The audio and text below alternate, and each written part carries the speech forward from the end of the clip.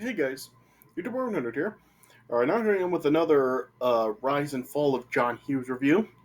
Alright, and now next up for my next review, now here I am with a review for Uncle Buck.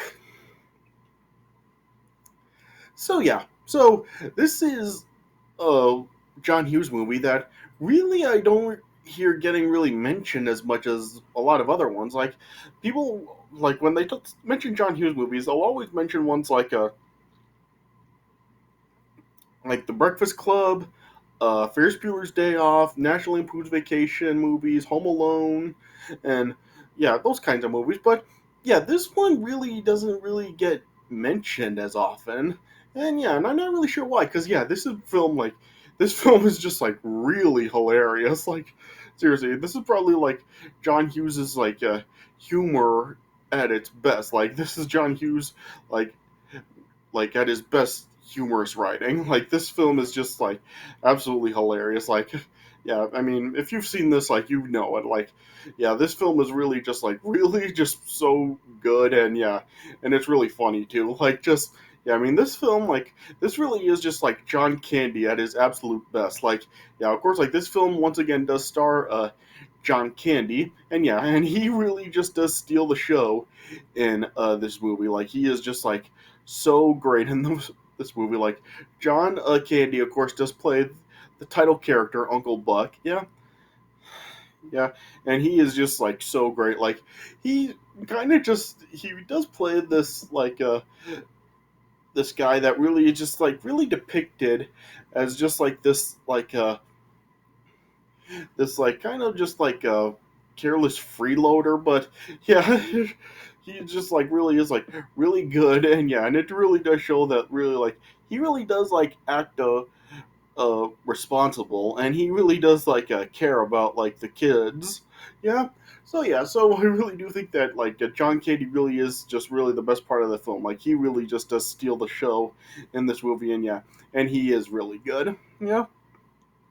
So yeah, so once again, this movie was along with John Hughes doing the writing. John Hughes did once again direct the film. Yeah, and this was just like really good. Like I'm not really too sure like why John Hughes really hasn't really he done like as much comedy like this film has. Like this film really is just like really great at humor. This is probably John Hughes' funniest film. Like he has done other funny films such as like Home Alone and National Lampoon Vacation, Ferris Bueller's Day Off, and stuff. But yeah, I really do think that this film really does have his most humorous writing, and yeah, and it's really good. Yeah. So yeah, so the story for this film it really is like pretty simple. All it really is that it's about a family of five that have recently moved to the Chicago suburbs, but then the parents have to leave to be with a sick family member. So as a result, like they have to actually like look for somebody to watch the kids, and they end up going for the kid's uncle Buck.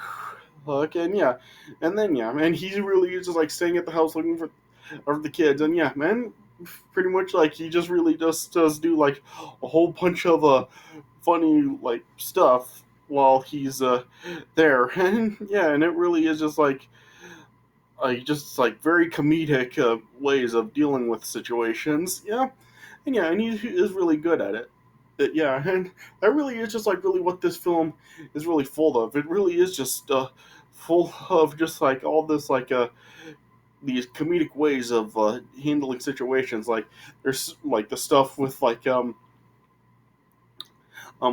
he handles the laundry when he can't get the washer to work, and there's also like him make the scene where he makes like the huge pancakes, and yeah, and there's just like a whole bunch of things like that throughout the movie, and yeah, man, it is really funny to watch. Yeah, and pretty much everybody else in the film really is pretty good as well. Like it does star, of course, John Candy as Uncle Buck, and you also have Jean Louisa Kelly, Laurie Metcalf is in this movie. This film also did feature Macaulay Culkin. Yeah, this was really like before Macaulay Culkin really was like a very successful actor. Like this was before like Home Alone and everything else that Macaulay Culkin did. So yeah, so I've always kind of looked at this movie as kind of like being like sort of like a tryout for Macaulay Culkin that really did like get him some recognition that led to like him being cast in Home Alone. Yeah, yeah, and you also do have like other cast members in the film. It does like I said, it has Macaulay Culkin. It also does have Amy Madigan and some other uh, actors in the film as well. So yeah, so it does have a pretty good cast, and everybody overall does do a pretty good job. Like Jean Louisa Kelly in the movie, like she does play like a Tia, Buck's 15-year-old niece, and yeah, and in the film, like she pretty is much is really just like bitter throughout pretty much all this movie up until the end because yeah, she's just like really like having a tough time really dealing with moving away from Indianapolis, and yeah, and just throughout pretty much this entire movie, she's always just like so bitter and angry towards like all of her family, including Buck herself. Yeah, and it shows like throughout the movie how like she really feels that just Buck is really just making her life miserable, just like trying to give her misery by like not letting her like go out and only always giving her boyfriend a bunch of grief. But yeah, but then yeah, but it really does show that really he is really like trying to look out for her and protect her from her boyfriend because he's really just not really like he tries to like convince Tia that like her boyfriend really doesn't actually care about her and he's really only interested in like some sexual conduct. Yeah, yeah. So yeah, so while the film really is like mostly about like a well, it really mostly just consists of like John Candy like doing like all these like he's a comedic antics throughout the film. It really does like show that really he does have another side as well, and he also like Uncle Buck also does have like he still does really like care about like his like the kids and his family. So yeah. So really, just I really don't know what else I can really say about it, but yeah, it really is just like really funny. Like the film really just is filled with like a whole bunch of funny moments, particularly from Uncle Buck himself. Yeah, yeah, and even like some of the other characters can get like funny lines throughout the film as well. Yeah, so really just I don't know what else I can really say about it, but yeah, it really is just like a definitely like a really good movie. It really is like a John Hughes film that really like doesn't really get talked about as much as like a lot of the other ones. And yeah, and I just really do feel that this really is like John Hughes' comedic writing at its best. So yeah, so I guess I would probably give this film probably around like a 3.25 stars out of 4. All right.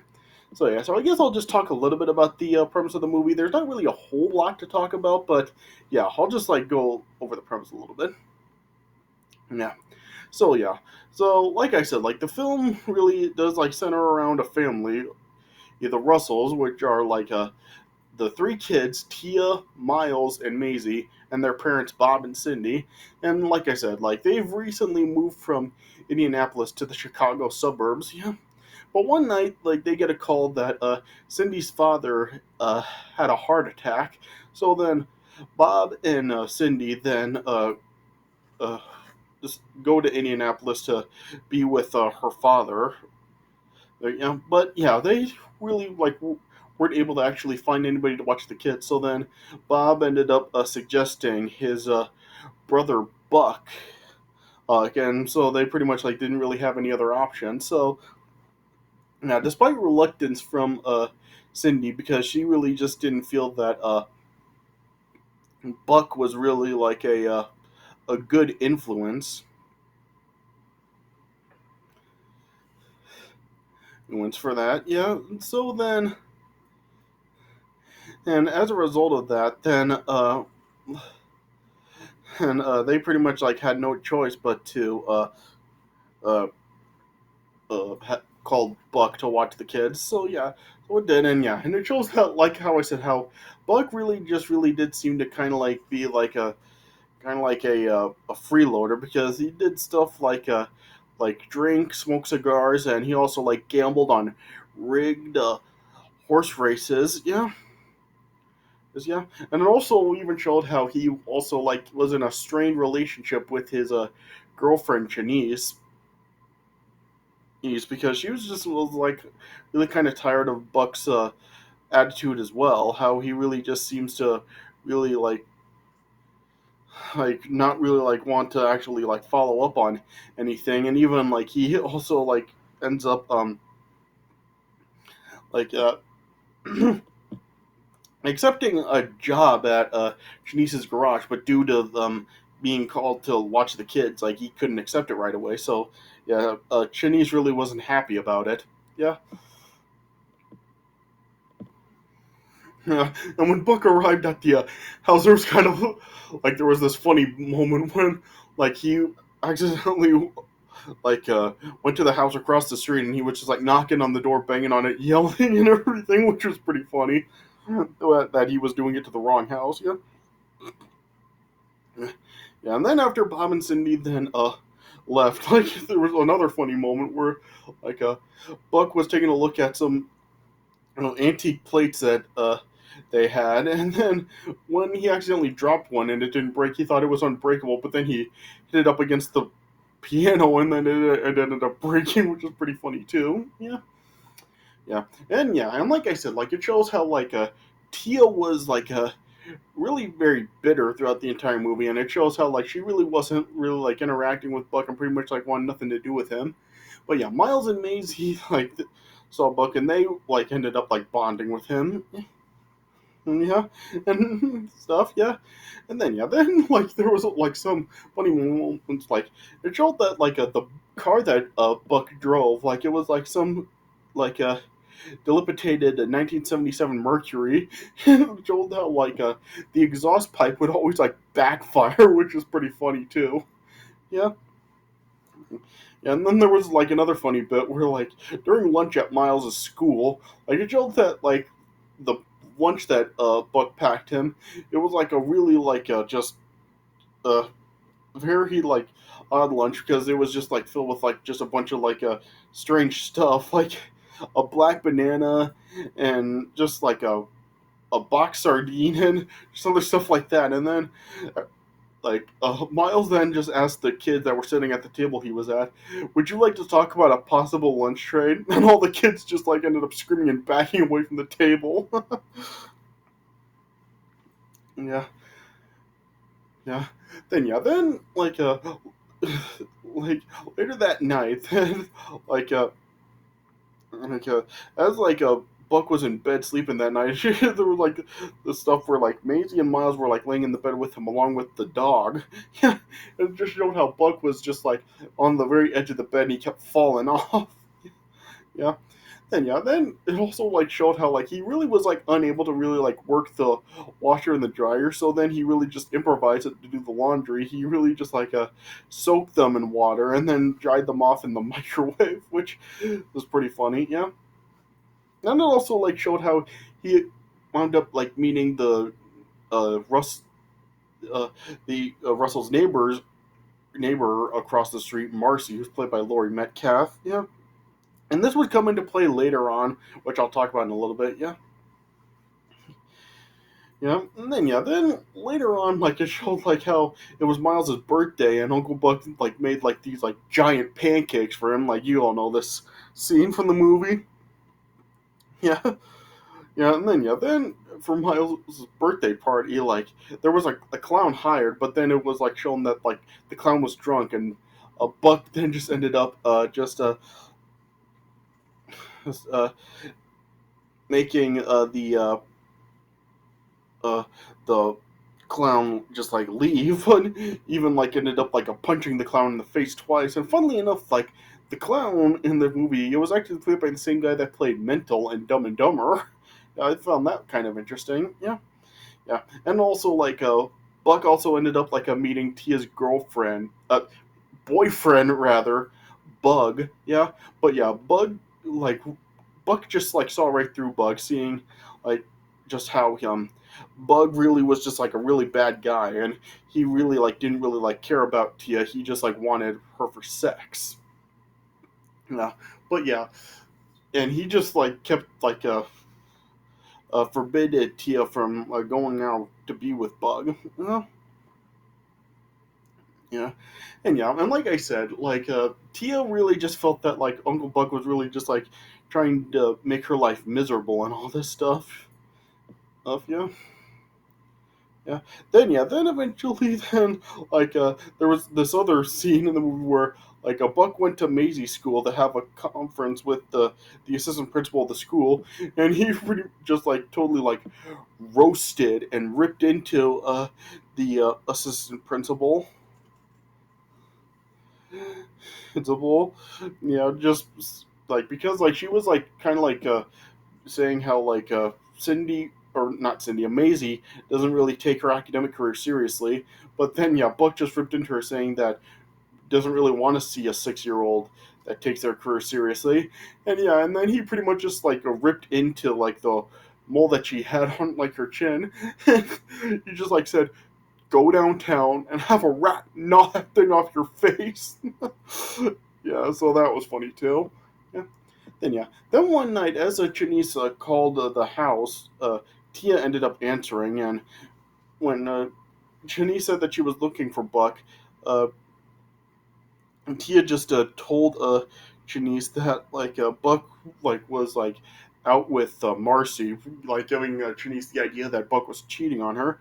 Yeah, and things got worse for Buck when the next day Marcy was at the house again, and she pretty much was just wanting to dance with Buck. Then as Janice came to the house to try confront Buck about it, she then walked in and saw Buck dancing with Marcy, and as a result, then she just ended up uh, leaving Buck and just driving off. Yeah, yeah, yeah. And then and that weekend, then Tia then ended up just sneaking out to go to a party. Yeah. But yeah, that night, Buck also did have a plan to go to another rigged horse race where he would earn enough money to actually last him another year. Yeah, yeah. So at first, he was just gonna take Miles and Maisie with him, but then then he realized that he really can't let Tia go out like this, and he really had to find her. So he begged Janice for help to watch Miles and Maisie, which she agreed. And then Buck went out to look for Tia, and then he found the party that Tia went to. Yeah. Then he then could he, as he was looking for Tia, then he heard outside of a bedroom that Bug was in there, and he really did think that Bug was really taking advantage of Tia. But then Bug ended up drilling the door open, but it showed that Bug was just making out with another girl. Yeah, and then he later on found Tia on the streets, and Tia realized that Uncle Buck was right about Bug. Yeah, yeah. But then as he was taking Tia back home, then and Tia asked him if he did anything to Bug. Then he showed that he actually like uh, bounded Bug in the trunk of the car. Yeah, then they just ended up forcing Bug to apologize to Tia. But then when they let him go, then he then just threatened to sue Buck and retract his apology. But then Joel has Buck was firing some golf balls at him. Then Buck then just ended up bolting off. Yeah. Then back at home, then uh, Tia then just was said how was just admitting the lie of Buck cheating on her to Janice, and just pretty much convincing her that Buck would make a great husband and father. So then, yeah, Janice then reconciled with Buck, and then Buck also agreed to start working at the garage. Yeah. Yeah. Then the following morning, then the parents then arrived back home. Yeah. Then then there had this moment where Tia and Cindy then just were looking at each other when she walked in, and then then Tia then hugged her mother, and then then we had another funny moment where as Buck, Janice, Miles, and Maisie were all in the kitchen, Buck ended up accidentally knocking over this hanging a set of pots over the kitchen sink, and they went everywhere. But then just ended up shouting shit. Yeah. Yeah. Then it then showed Buck and Janice leaving and saying goodbye to everybody. Yeah. Then as Buck like then went out to his car, then it just showed Tia just looking on at him, and then the final shot of the movie was them like waving goodbye to each other, and that's how the movie ended. So like I said, this is really just like a really entertaining movie. Like just like I said, it's just like really funny. Like everything that Buck really does do in this movie, just like from the pancakes to the plates to the scene with the clown to the scene with the assistant principal, and that that bit with the pots at the end of the movie, and just so many other moments like that throughout the movie. So yeah, so John Candy really does just like steal the entire show in this movie. Yeah, but yeah, the rest of the performances are really good too. Yeah, there are some good lines from the other characters throughout this movie, and yeah, and it really is just an entertaining film. So yeah, so like I said, just this film really doesn't get mentioned as much as like a lot of other John Hughes movies, and it really does deserve it because like I said, I really do feel that this really is like a John Hughes' best humorous writing. So yeah, so it really is like a really good and funny movie. So if you haven't seen it before, definitely give it a watch. So like I said, I give the movie 3.25 stars out of 4. All right. So yeah, so I guess that's that's the best way I can put it. So yeah, so I guess that's all I really have to say about it. All right. So yeah, so this is it for my review of Uncle Buck. So yeah, so I hope you guys did enjoy this review. Yeah, and yeah, so with all the films that I have been talking about so far in these reviews, of course, like John Hughes really was just like really on a roll in the '80s. Like he did like just made like a whole bunch of classics with like National Lampoon's Vacation, Breakfast Club, Ferris Bueller's Day Off, Pretty in Pink, Planes, Trains, and Automobiles, and yeah, and in this movie, and then after this movie, like the following movies that John Hughes did, like the next few movies John Hughes ended up writing are really just like the Christmas movies that I have already covered. I've already made reviews for them, such as National Lampoon's Christmas Vacation, the first two Home Alone films, and even the Miracle on 34th Street remake. Like, yeah, those were the next few movies that John Hughes did do after this one. Yeah, but yeah, those, like I said, those are ones that I really have already talked about. So yeah, so if you want to see my reviews for those movies, I'll have my reviews for those down in the description if you want to watch those. Yeah, but yeah, like I've said, like the consensus really does seem to be that like after Home Alone 2 really was when John Hughes's career really did start to go downhill. That pretty much like everything John Hughes did after Home Alone 2 pretty much just like ended up like really just being like total crap. Yeah. So yeah. So since I really have already talked about like the Christmas films, which were the ones that John Hughes did after the next few John Hughes did after Uncle Buck, yeah. Up next, now when we're gonna start to get to like the stinkers that John Hughes did. Now we're gonna talk about the films that is pretty much like the consensus seems to be that like we're pretty much utter crap and really just like where John Hughes's career really did just like turn to shit. So yeah, we've gotten to the rise. Now we're gonna start getting into the fall of John Hughes. Yeah, so up next we're gonna start talking about some of the we're going to talk about the post Home Alone 2 films where, yeah, pretty much like everybody, well, it seems to be like the popular consensus that like everything John Hughes did after Home Alone 2 really was just, ugh. Yeah. So we're going to start talking about those films coming up next. All right, so stay tuned for those. All right. But yeah, but I hope you guys enjoyed this review. So thanks for watching, and I'll see you guys later.